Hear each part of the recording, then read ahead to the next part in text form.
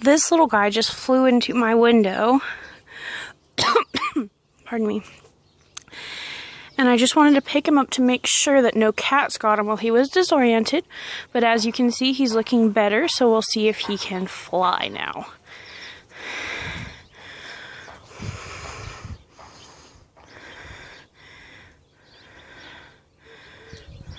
Go ahead. No, not yet. Are you not ready yet, little bird? If I set you down, will you fly away? Huh?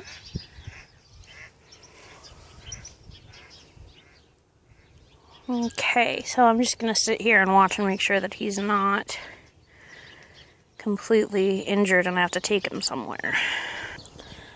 Okay, so he just flew and landed on me. I think I have a friend, but I'm not exactly sure what to do now. He seems to be okay. Hopefully he's just sitting on me because, I don't know, because he knows it's safe, I guess. I guess we'll just see how this goes. Well, my little friend flew away, so it looks like everything is okay now. Really glad he's okay.